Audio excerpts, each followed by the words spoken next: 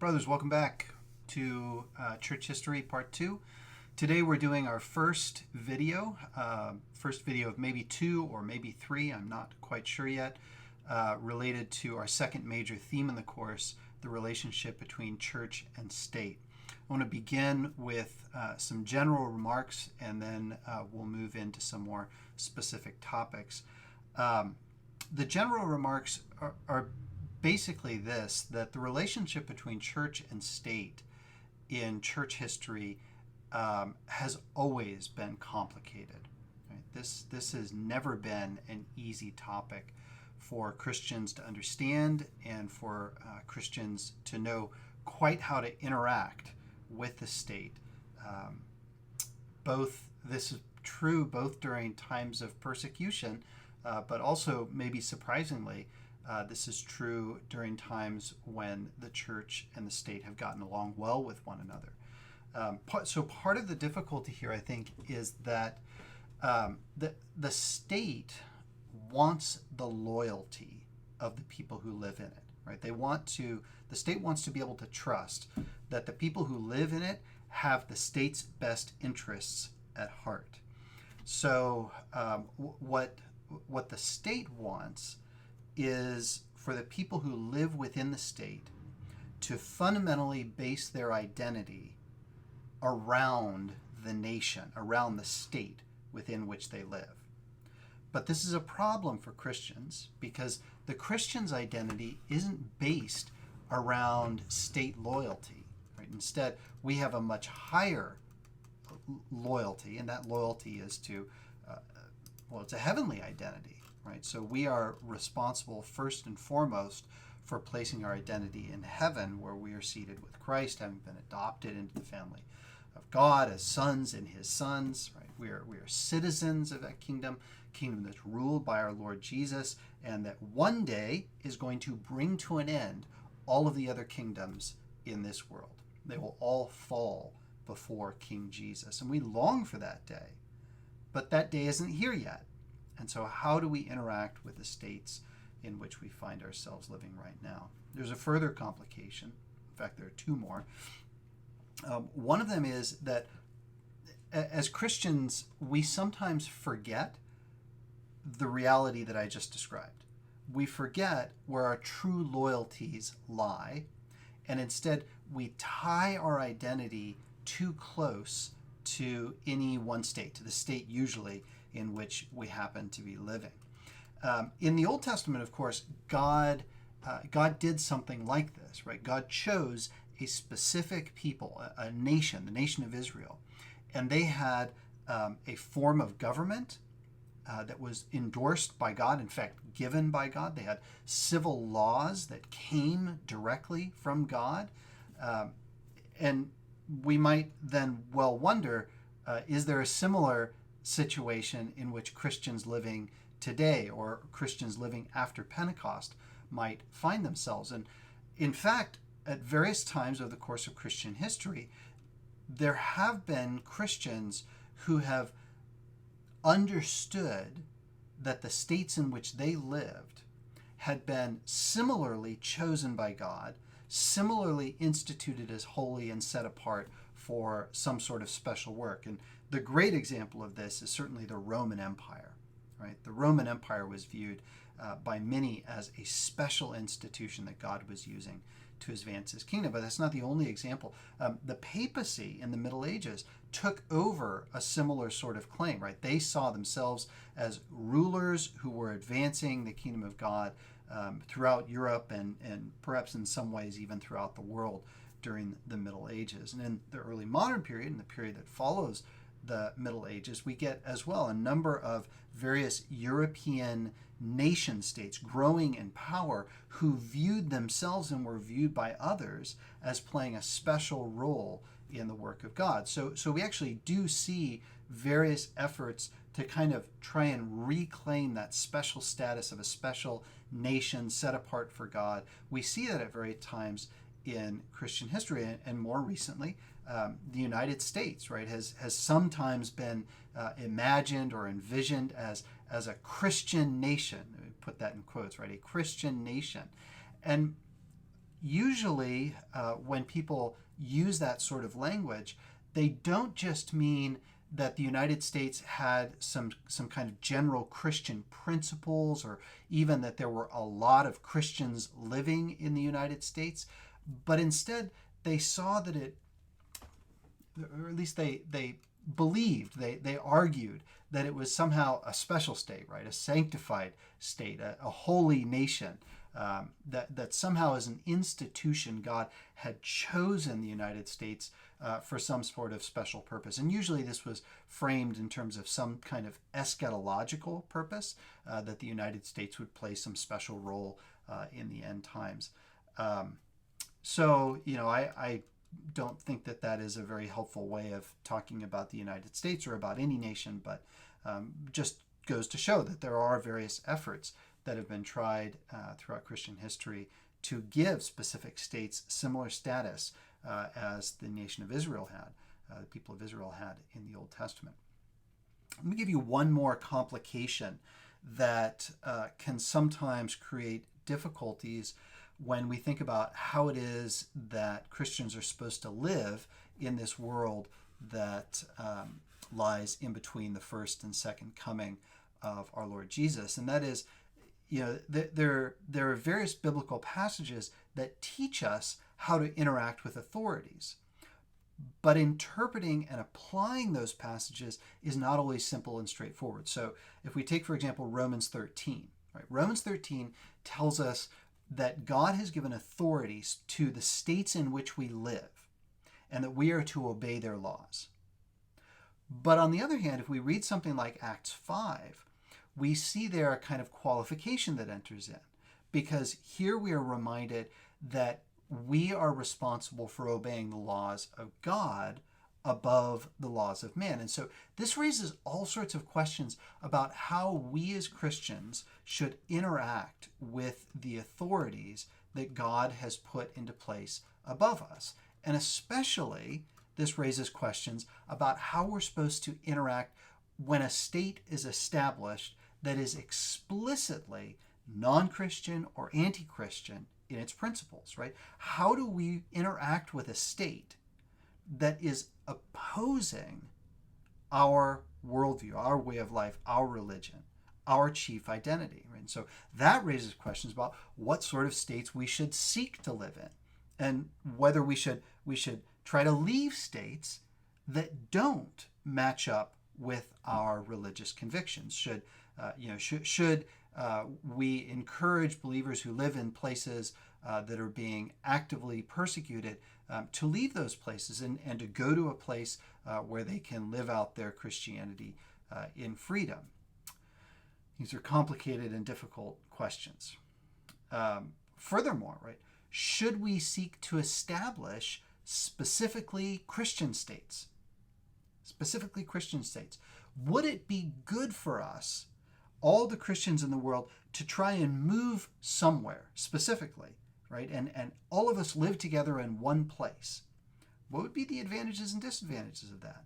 Would that be true to our theological convictions, or would it be false to them? And let's further imagine, right? If we were to do that, if we were to move to, I don't know, like Madagascar, right? All Christians move to Madagascar, and there we set up a new state based on Christian principles. So if we do that, do we just take the Mosaic law code and use that as our legal code? Does that work in the world after Christ has come? So all of these questions, as I say, are difficult to navigate through. They're difficult to know how to apply. They're difficult to know what to do in our own lives. And I'm sure that many of you run into situations where you have a challenging time knowing what it means for you to live in this fallen world and as citizens of a state that does not necessarily endorse who you are or what you believe. So those are some initial thoughts that I had. What I want to do in the following videos is basically to lay out two rather different strategies of living in this world. So two different ways of trying to manage all those complicated and conflicting, sometimes conflicting interests that Christians have as we live out this world in these states. So two different strategies. And I'm going to call the first strategy the Christendom strategy. The Christendom strategy. And here what we see is really a sort of an effort to create a close alliance between church and state. Right? So close that the church and the state mutually support one another, so that the church endorses the authority of the state and says to all the people who come to church on Sunday, you better do exactly what your magistrates, what your rulers tell you to do, because he is appointed by God, and it's your duty to support him. And whenever he asks you to do something, you need to do it. Right? So there's a strong support of the church for the state. And in turn, the state supports the church, maybe saying that the church is the only legal religion within its boundaries, or at least pressuring people to support that state, rejecting any persecution, encouraging the growth of Christianity in various ways. So this Christendom model is one way in which Christians have navigated the relationship between church and state. That's one approach. A second approach I'm going to call the exile model. So the Christendom model and the exile model. And the exile model argues for a certain separation between church and state. Now, exactly what that separation looks like is sometimes conceived of in different ways, but a certain separation between church and state, a greater separation, certainly, than in the Christendom model. And in that separation, we recognize that the church is at home in no earthly state this side of heaven, right? This side of the new heavens and the new earth. There is no state into which the church can enter that sort of close alliance where it is saying, we support this particular country. And the church and the state is saying, we are going to use our authority to make sure that everybody in this country goes to this church, right?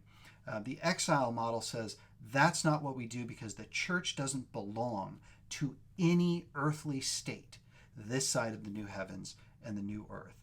Instead, all states, all nations are part of what Augustine calls the city of man, right? They are ultimately not serving God. They are serving their own glory and their own ends, and they are passing away. The time will come when they exist no longer. And so we can't ally ourselves with that. And in this model, the church and the state remain distinct from one another, even though their activities overlap with one another necessarily at times. Okay, so there's a lot of stuff there. I'm going to see if I can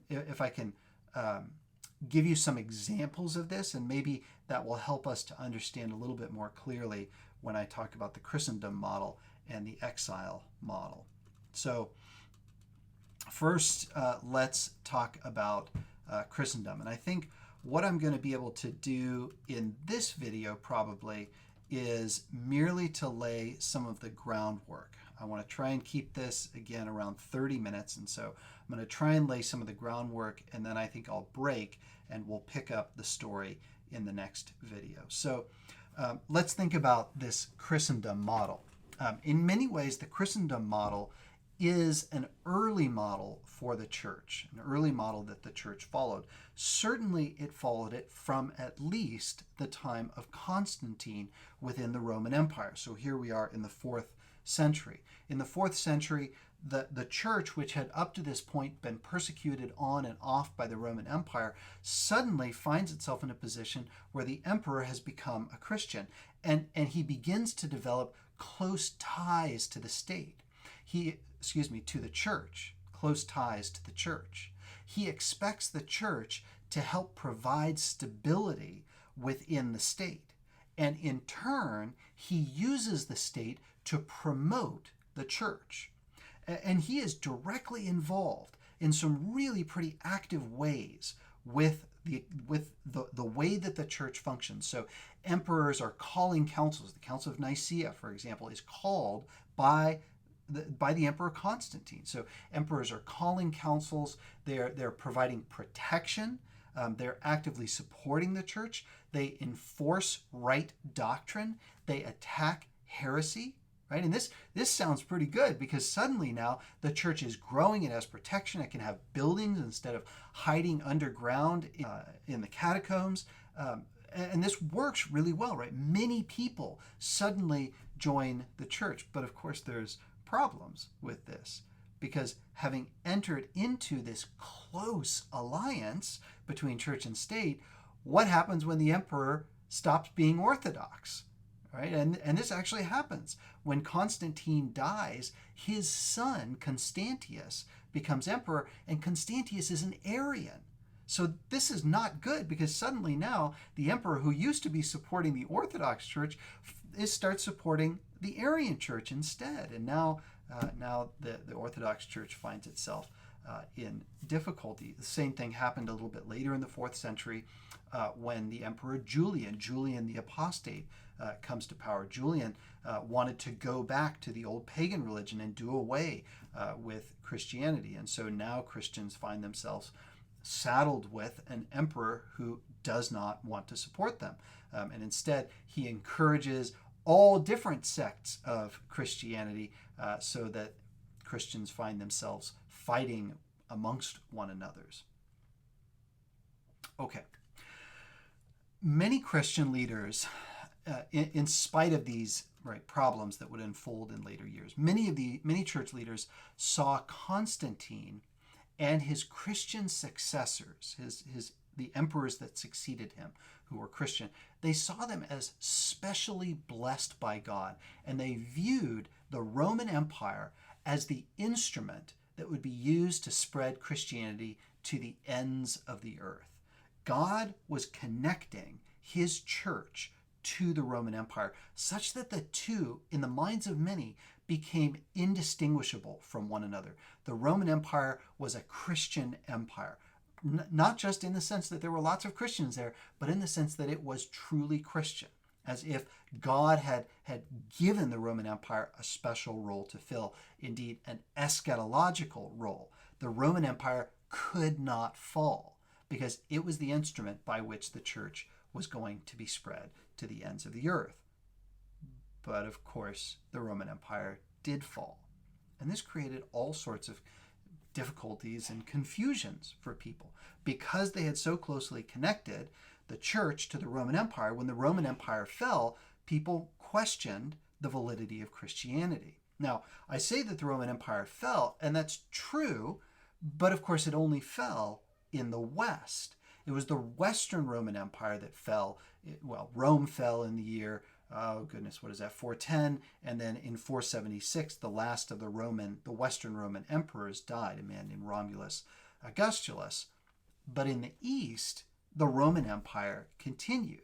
Now, we usually call the Roman Empire in the East the Byzantine Empire, and the Byzantine Empire continues for another 1,000 years, finally collapsing in 1453 when Islamic Turks conquered it. The Ottoman Empire established it as part of their empire. So for another 1,000 years, we have a Roman Empire continuing to operate that sees itself as the continuation of the Roman Empire and takes upon itself this same role of being a Christian empire that is responsible for overseeing the church within its territories. Within that Eastern Empire and that Eastern Church that's connected to it, you get a very strong relationship between the church and the state, to such an extent, in fact, that since you don't have a pope there, Caesar becomes a kind of pope. The emperor becomes the kind of pope. We call this model Caesaro-papism. Caesaro-papism. So Caesar is the pope. The emperor sees himself as the head of the Orthodox Church. And for, as I say, 1,000 years after the fall of the Western Roman Empire, this is the model that continues. Now, after the Roman Empire falls in the West and after it falls in the East, there actually is a continuation as well. And that is the Tsars of Russia in Moscow. So the leaders of Russia view themselves as the continuation of the Byzantine Empire. They actually describe themselves as the Third Rome. And so the Tsars, the rulers of Russia up into the 20th century, viewed themselves as the ongoing fulfillers of this imperial destiny and the heads of the church in the East. In the West, of course, there's a different story. After the Roman Empire falls in the West, after about the year 500, there's a growing contest that unfolds between church and state. So where in the East, there's pretty easy relations because the Pope is, the Emperor is in charge of the church. In the West, it's not so clear. Who's going to have the dominant authority? Will church have the authority, or will state have the authority, right? And kings, of course, want to have authority over the church within their realm. This is a nice thing to have authority over the church within your realm. Gives you a kind of power over it.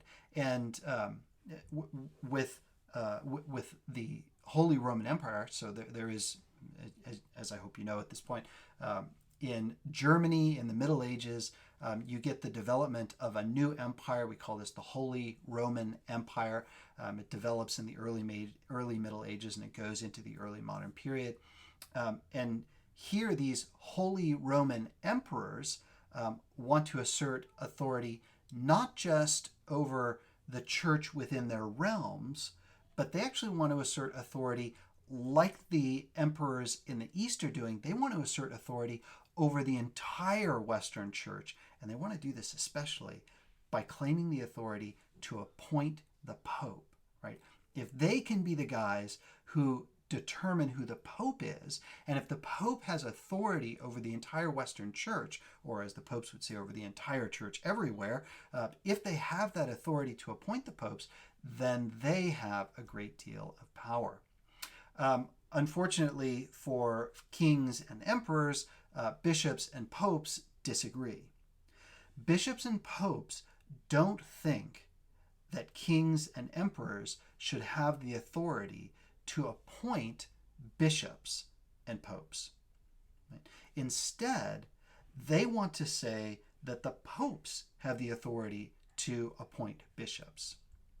And the controversy that ensues in the 11th and 12th century is especially the point where it comes to major conflict, is known as the investiture contest, or sometimes the investiture controversy, about whether or not the bishops and the popes will be appointed by secular rulers, or whether the secular rulers will have to acknowledge the authority of bishops and popes within their own diocese and over the church.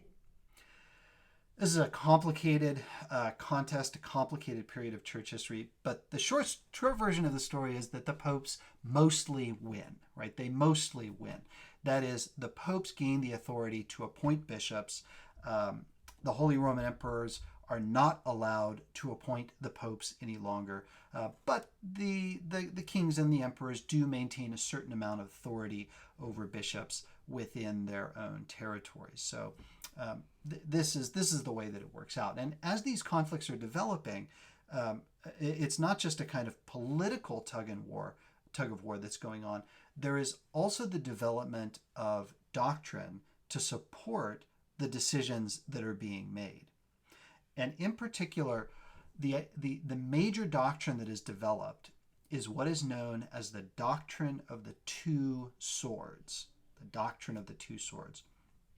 Here the idea simply is that God, who has all authority, right, gives what they call the spiritual sword to the church. Right? The spiritual sword is representative of the spiritual authority of the church.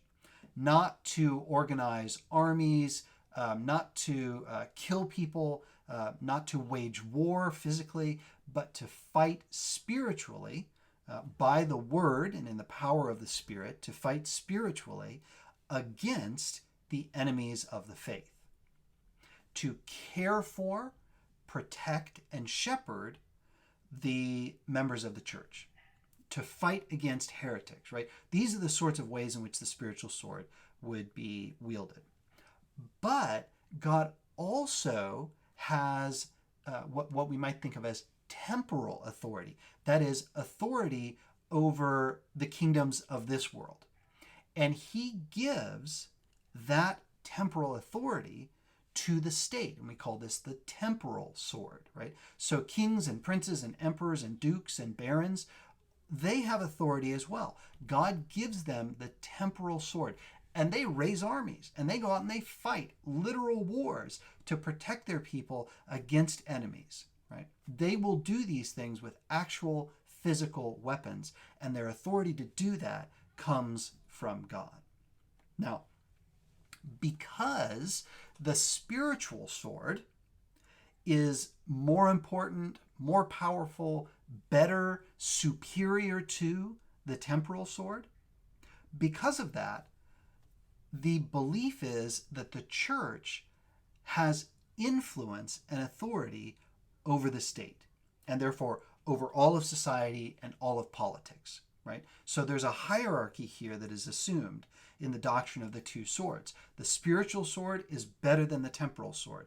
And that means, because the spirit is more important than the flesh, that means that in some sense, the Pope wields authority over both the spiritual and the temporal sword. In other words, all of those kings and emperors and dukes and barons and princes, they are responsible to obey the one who wields the spiritual sword. That is to say, the Pope, acting as the representative, the vicar of Christ on earth.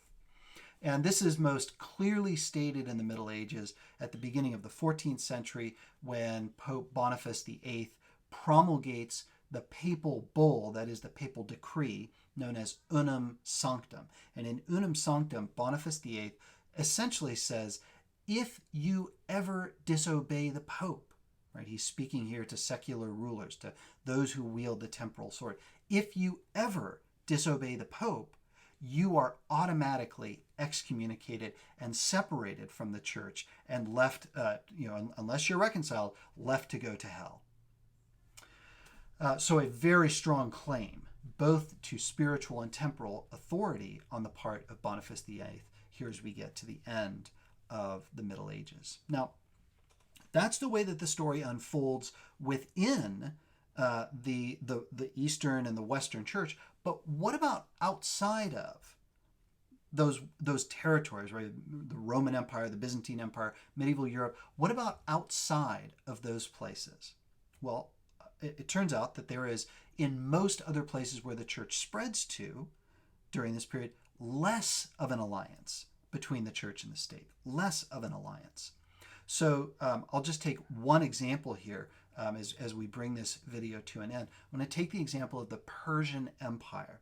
Now, the Persian Empire, which stands just east of the Roman Empire, today in areas that would include like Iraq, Iran, Azerbaijan, Armenia.